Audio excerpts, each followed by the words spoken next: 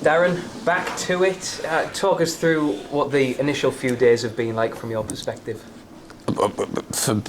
For me, the first 2 weeks are probably some of the best quality we're going to see all year. Ironically, in pre-season, they come back fresh and invigorated. I think maybe as well because I'm new. They come with that. I better maybe do a bit more that human beings tend to do with a new manager. But it's been very. I think if you sat any player down here now, they'll probably say they didn't realise it was going to be this hard, which brings me great satisfaction and pleasure because for the next 9 months, hopefully, they'll probably frustrate and anger me more than give me, lots of that pleasure. So very, very tough, very, very tough. But the one thing when the staff met on very early Monday morning was, you got one chance to set the bar as high as possible. So let's really push this ceiling up. And when you say that to people like Carl Dickinson, he takes you very, very literally. So what's your approach to pre-season and what are you looking for in these initial stages, if you like? The general thing with pre-season for me is to develop character. Everyone obviously has a very strong focus on physicality and athleticism and conditioning. My thing is about developing the resilience and the character that's going to get us through hopefully 9 really, really good months. And because the nature of pre-season, there's a lot of fatigue obviously involved, that's when you can develop character. When they're fatigued or under pressure, that's when you can really coach the character, develop the character. So we want to keep them in a fatigue state, obviously, because we want to strengthen them, but we also want to add a lot of pressure because, when you play for Hartlepool, there's a fair bit of pressure on there. So we've got to create that environment as becoming the normal, and so that when they go out there, hopefully at 3 o'clock on a Saturday, they've had a 2 months worth of pressure from the manager. So, but it's the other way. Obviously, you can look at it is also about the conditioning, but we've got fantastic strength and conditioning facilities here in Maiden Castle. And sometimes your approach in these clubs, League One down maybe, is sometimes what resources are at your disposal. Well, our resources at our disposal are a Premier League gym facility, some very, very good pitches. And so we want to make the most of that. We really want to make the most of that. So they've spent an awful lot of time in the gym. They've been introduced to Carl and the gym, and they're thrilled. I was going to say, what's their relationship like with the gym at the minute? They're thrilled to be in there, as you can imagine, from 1:30 to 3:30 every afternoon. But a big, and I know it is good fun when you're watching them and watching them work hard. And again, that's when you can develop character. But I keep saying, enjoy it. You're all pretty young, maybe apart from Nick, maybe. But as footballers, you're all in a good sort of period in your life chronologically and within the industry. Enjoy being fit because you're going to blink, that career is going to be over, and you're going to have to do what everyone else does in the world, and you're going to have to work gym and fitness and conditioning and all of these other things around a job, a life, a family, and so on and so on and so on. So enjoy it. Carl in particular, who's obviously just finished playing, he'd probably speak quite a bit more passionately about that thinking. But no, I must say the first 2 days they've worked incredibly hard. That's really interesting because a lot of the time in pre-season you hear managers talk about, obviously the obvious fitness side of it and the longevity that will give them throughout the season. But for you, as well as that, you're always testing them mentally, and you've spoken a lot about that since you've come in, about having players who are mentally tough. Yeah, and look, everyone's different.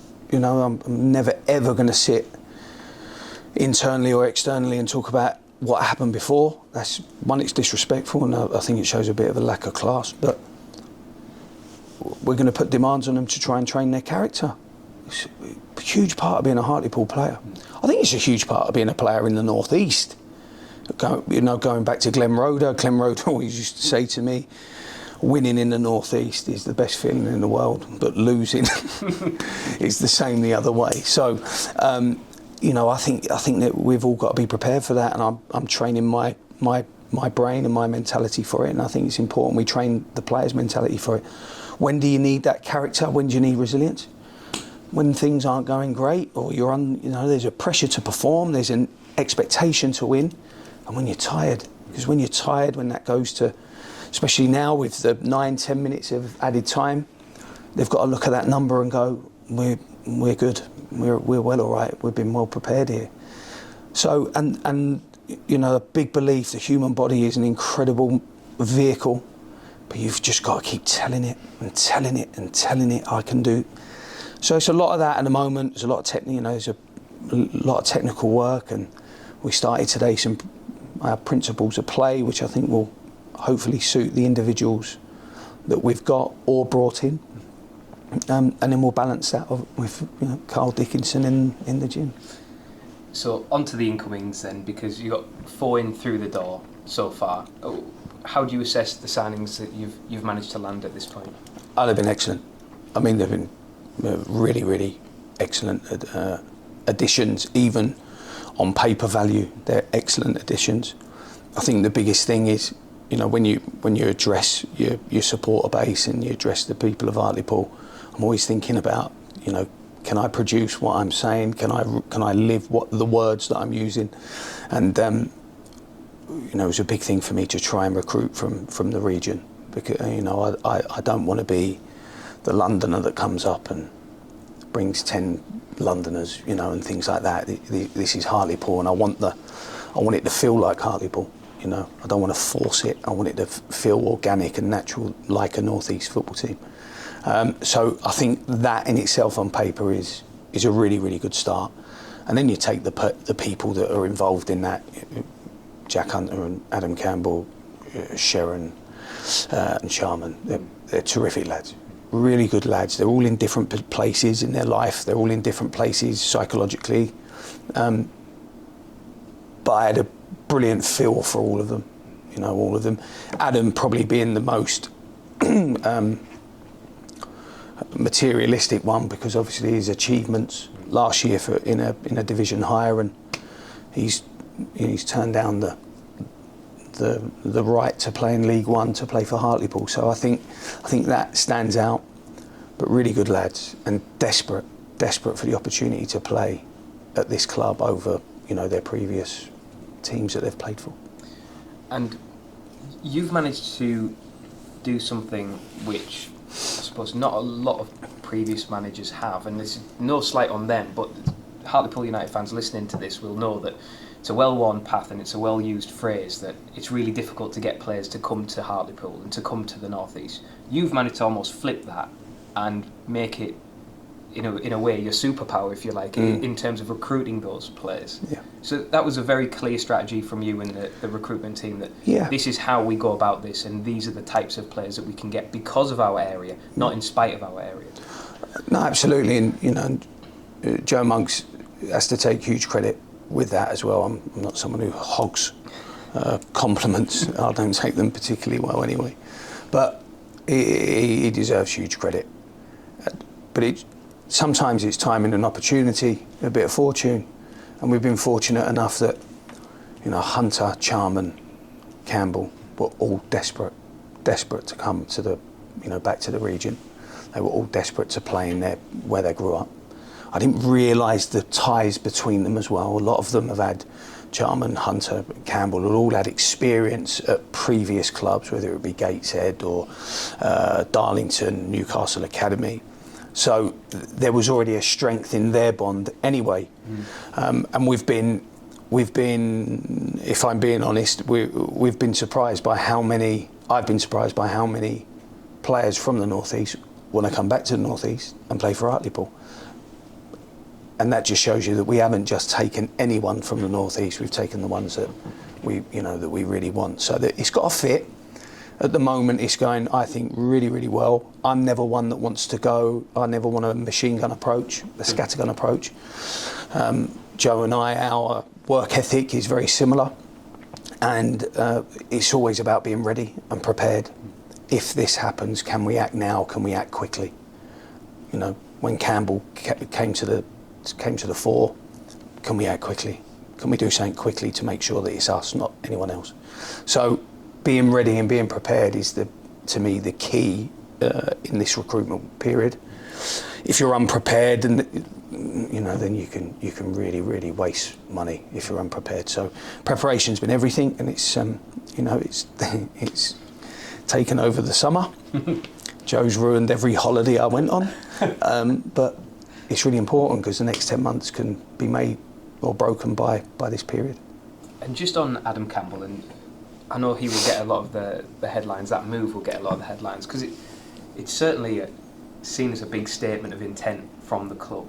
So from your point of view as the manager, to sign a player like that, a player who you would watch previously, you've been always keeping an eye on, to now have him here, I mean, it's a huge statement, isn't it? It's a huge coup for the club. Yeah, and for Adam. What I never do when I meet players, and I'm sure you're going to speak to lots of players, over the time period, but I don't blow smoke up their backside. I tell them the truth, what I think is, the truth. This is what I want from your game at Hartlepool under Darren Sarll. And this is what I don't want in your game. And I'd be really delighted if you didn't bring that rubbish bit, please. So, I think that's an important thing. I think that's a really important thing. And we've got to remind ourselves, it's a good club. It's a good club. We are a traditionally football league, professional football club, so it still holds that gravitas to players, whether it be from the northeast or whether it be from London or wherever. And I think sometimes you just get those moments where the opportunity and the timing meet, and it goes it goes quite. The Campbell conversations were really simple, and others were harder. Others were harder. I won't mention which one, but Nathan Sheeran. But some of them were a little bit more complex. Took a little bit longer. Jack Hunter and Luke Charman were the first two players I met in the summer period. So that worked out nicely that time, and then there's probably been another 40, 50 that haven't worked out. And just in terms of now the midfield, last season, there was a lot of question marks throughout the campaign, not at one specific point, but throughout the season, about the mobility in the midfield. Do you feel now that with the additions of Sheeran and Hunter, that is addressed, or is that still something you're looking to address even further? Oh yeah, always. My job is always to want more, to ask for more, to demand more, to evolve. Otherwise you plateau and you never can keep that, hopefully, that ascent that you're trying to make. I think that, yes, I completely understand about the mobility, but the biggest thing for me was aggression. Right. Absolute, because aggression makes you want to get there. I've got to get there. It is my duty to get there. It is my life's goal to get there. I have to do this for everyone but me. And that aggression is kind of the engine of it all. And then hopefully that we can sign players that have that mobility, where they want to get there, but they can. There's a lot of players that want to get. I would still want to get there. I would never get there in a million years. But I think Nathan and Jack fit both those criteria really well, really well. And it was interesting because I watched, in particular, the games where they played at Hartlepool. And that was a really important thing for me to see what they did at our place. Under the same conditions that our chaps have had to deal with. So I thought they was outstanding. I thought both of them.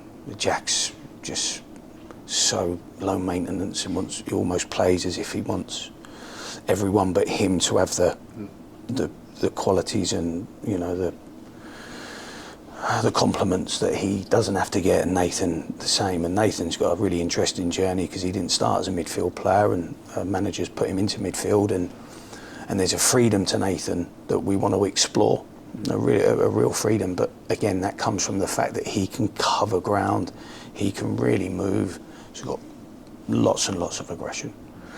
And he can be a really dynamic midfield player, which I think maybe previously he's probably been seen as maybe a real defensive midfield player that holds the pitch in high areas. But I want him to go. I've been really impressed with both of them. And when you look at the squad as it is now, do you have an idea in terms of not numbers of incomings, but the size of the squad, especially when me and Robbie were talking previously, saying about the 7 subs now for this upcoming season. Yeah. How big a factor does that play, and do you prefer a bigger squad, a smaller squad? No, I've said this before, I like really small squads because I like to spend time with people. And when you start having 24, 25, 26, you can never get round everyone and give them that quality of time that people that work with you, should have. And it's a massive tool to be able to give, a sports person time. I think you could be better at this. This is how I think we should go about it. This is why we're going about it, more importantly. And I think being able to work through those kind of moments without being tied to that clock, I think is really important. So I do like smaller groups. I don't like huge squads. What we've got to do now is we've got to, over the next 6 weeks, we've always got to have our eye on the market and what is available. We've always got to be ready for someone that can improve us, for sure. But we've also got to identify out of and we've got quite a few already in. When you look at numbers, we've got to identify which ones might need some development time in terms of going out on loan, which senior players or first team players are not going to impact. That's always a part of it. And then that almost changes the direction of your recruitment anyway. So the big thing, like I said at the start, the big thing is to be ready. And, we've so far, Joe and I and the club, we've been ready to act when we've needed to act. We need to do this now. We want to do this now. Can we do this now? And then it goes through. It goes to the people far above me. So, but that's the key. You've got to be ready. And now, in terms of priorities, and I imagine potentially, and correct me if I'm wrong, I don't want to put words in your mouth ever, but midfield was probably a big priority when you came into the club. Now, with the additions you've got, where's the key priorities for you that you would like to address within that squad? I don't think there's a key. No, there might be. Got me words in my mouth. Clever. We will need to bring in a goalkeeper. Absolutely, that would be a priority. If that would be a priority for the manager right now. A goalkeeper, in whichever shape or form. But apart from that, I don't think there is a gun to your head, make a decision, that position scenario. I really don't, because of the way we've worked. And I think you find when you start the pre-season, the club almost comes back into power. In the summer, the player has, I'll meet that one, I'll meet that club, that. They almost hold the card, and you can get drawn into begging, please come. That's really not my style. So I think now the power comes back to us. So maybe the conversations that we had 6 to 8 weeks ago, some of them will come back round again. They'll definitely come, they always do. And they come back with us being in control because they now need Hartlepool United more than maybe Hartlepool United need them. So I think that's an important thing to sit back and observe. And if those calls come back in, obviously our preparation back then will be warranted now. And we're able to make that call. But like I said, apart from goalkeeper, I'm okay. I never normally throw names at managers, but if I can throw one to you, Mark Beck is a name that's been mentioned, and saying it's between Hartlepool and Gateshead, also interested. Anything you can clarify on that interest, and if he's a player that you would like? Well, look, he's contracted to another employer, so it makes it very hard. My teams have played against Mark for years. I thought he was excellent last year at Solihull. I thought he was really excellent. I thought I saw an evolution in Mark last year. And it's, do you know, the hardest positions now for young players is to come through as a centre half or a big centre forward. It takes so long to understand what your body can't do, what you want to and not want to do. And being a big centre forward with the evolution of playing through the thirds has changed from when it was in the 90s and the early 2000s. And it was a real evolution to his play. And when his Solihull team came to my old club last year, there was a lovely balance to him. So he's got some good qualities, Mark, some really good qualities, as you know, in the same sort of frame, if you like, as Manny Dissaruve. And if the opportunity where he frees himself or becomes available from Solihull, we will have to decide whether we're ready to act. So, in other words, I've just used 300 words, denying anything you asked me.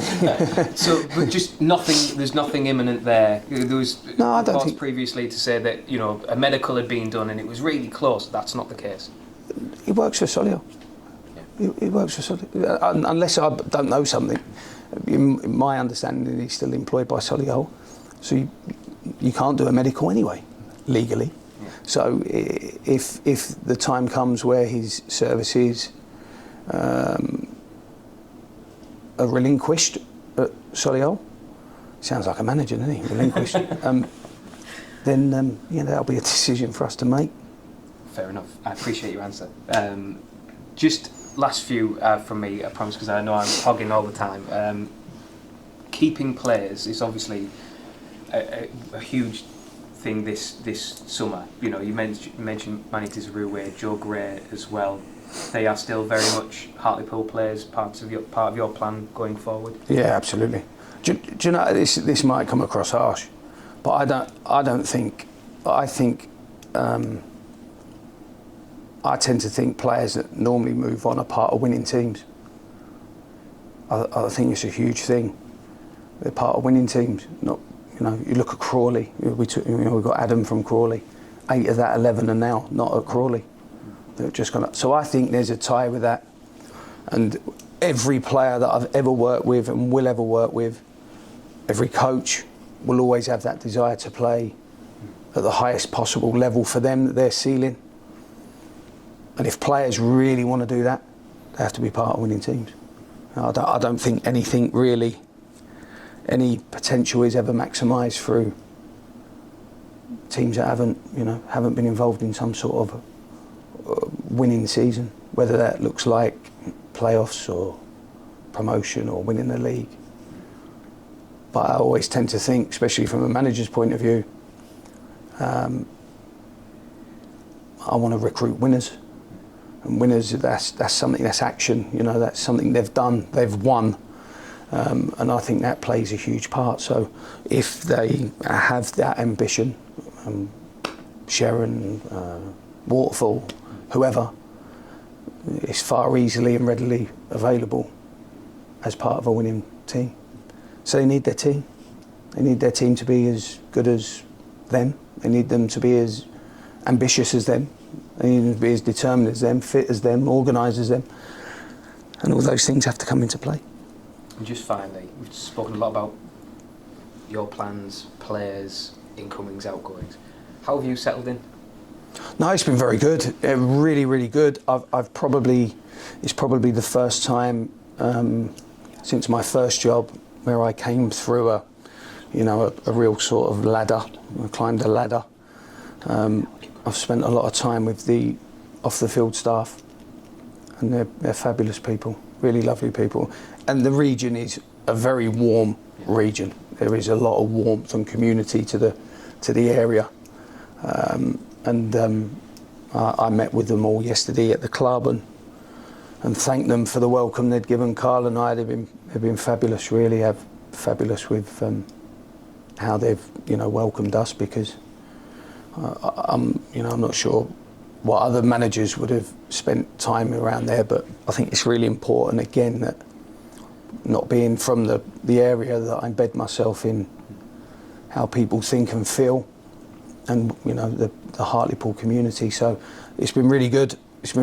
But this is the best bit. Unfortunately, the 10 months is tough. It's it's always a tough sell. I call it dog years a season. It's like 7 years in one, isn't it? Football management. So, but hopefully we're laying some foundations and some relationships that are going to support me and support the team, and how much responsibility the team has in order to improve their lives, how we can improve commercial if we're doing better, or if we're developing players and selling them, what that means to the infrastructure of the club.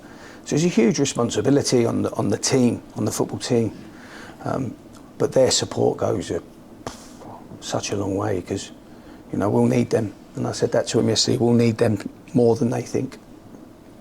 Spot. Thank you. Top man. Appreciate that. Cheers. Darren, I'm just going to add on a few for the Hartlepool men, if that's all right. Absolutely. Great to see you looking nice and suntanned. You can't have got that from being in Hartlepool, I don't I've think. never been told that before. There's going to be a really nasty question coming next now and there. Yeah. Buttering. I think players are going to have to be fit to play in your style. Yeah. Maybe they weren't as fit as they could have been last season. You mentioned, obviously, pre-season, that's where you're going to be doing a lot of your work in that regard, but it's important that they come back fit. Are you satisfied with the condition that they've returned in? Some of them. Yeah, some of them. Not all of them. Mm-hmm. But I do think we go over the top with how they come back now. Mm. I mean, for 10 months, they really, really, abuse their bodies. I mean, they really do. They do need that break. So I've never been a huge fan of these really in-depth off-season programs. I think they should be allowed to have that mental and physical rest. But the biggest thing with that, and there's always this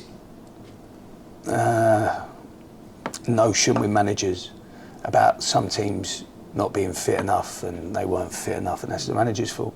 They're professional footballers. They're grown men. Take some responsibility for your body composition. Take some responsibility for the mentality that drives running. I've watched Nicky Featherstone for the last 48 hours absolutely give everything as a 36-year-old who's, embedded in our football club's history. But that's his mentality. That's his drive and desire. So there's a lot made of that when it's a bit naughty when a manager goes in and they say, the team wasn't fit enough. Well, that's the players. You've got to live like a professional. So when they leave, what do they do when they leave the club? I'm not their dad, I'm not their funny uncle. They're professional footballers. So I think that we've tried to recruit around players of athletic natures or genetically athletic, and that always helps. Of course, it does.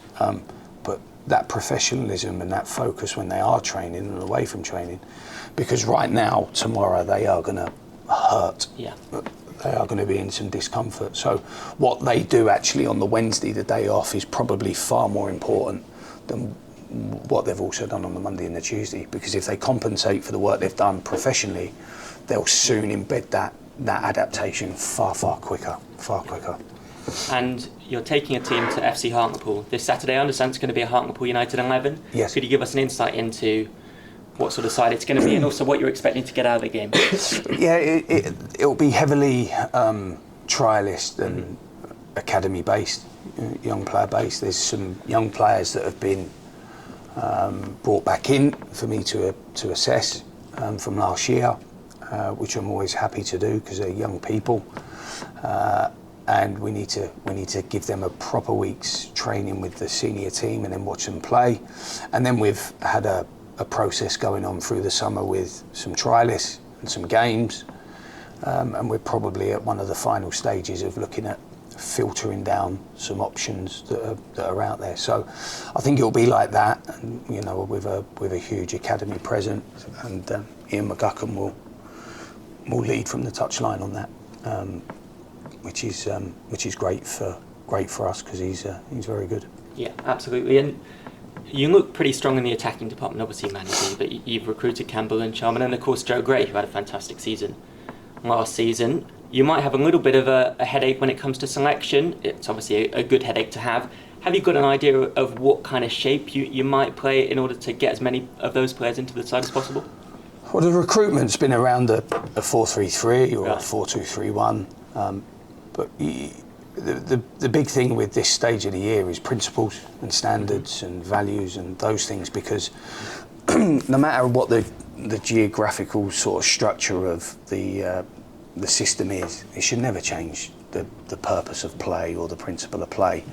So it's just about embedding what that looks like in any shape, in any system, because we don't know if one of the players is going to have flu the night before the opening game. We don't know if someone's going to get injured the Monday before the opening game, or if someone's going to get injured in the first pre-season game. So everything now is about principles that will never change.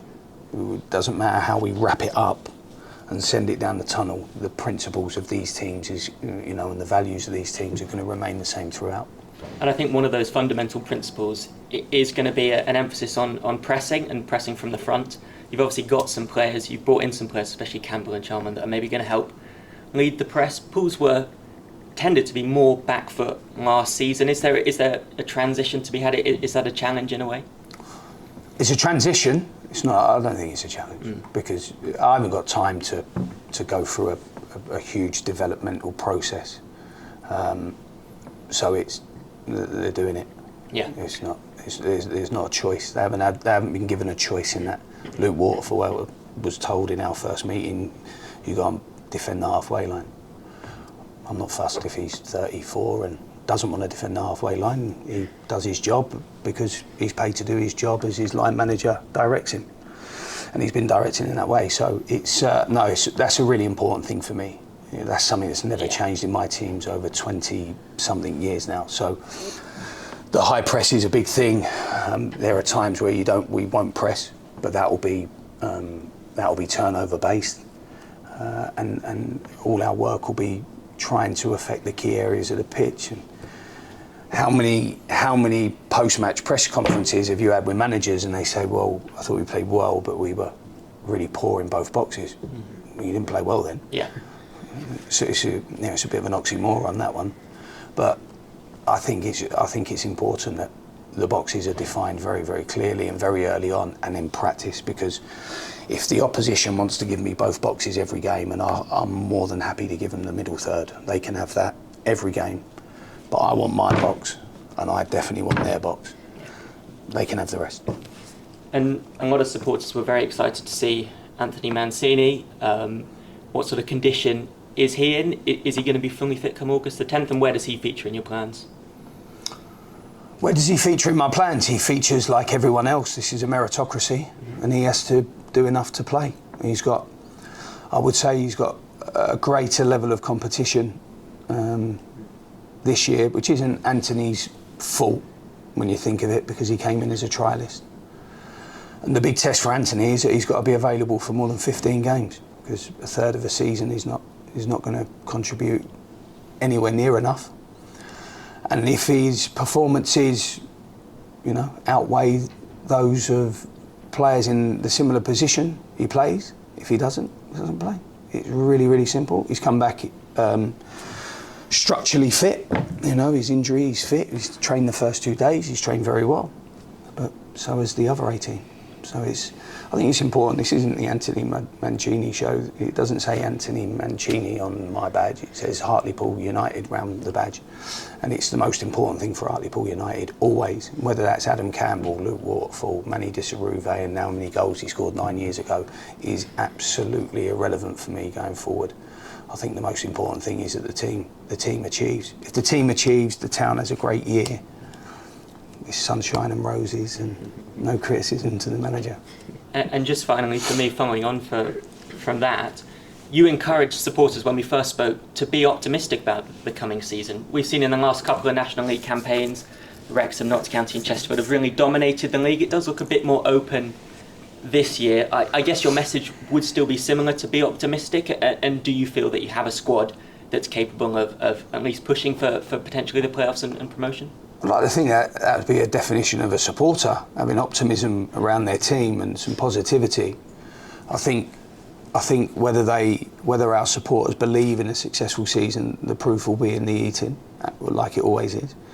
And it's important in these early pre-season games, even though people say they're just pre-season games. No, they're not there to get fit. They're there to practice winning, and they're there to embed the principles of how we win over the next 10 months.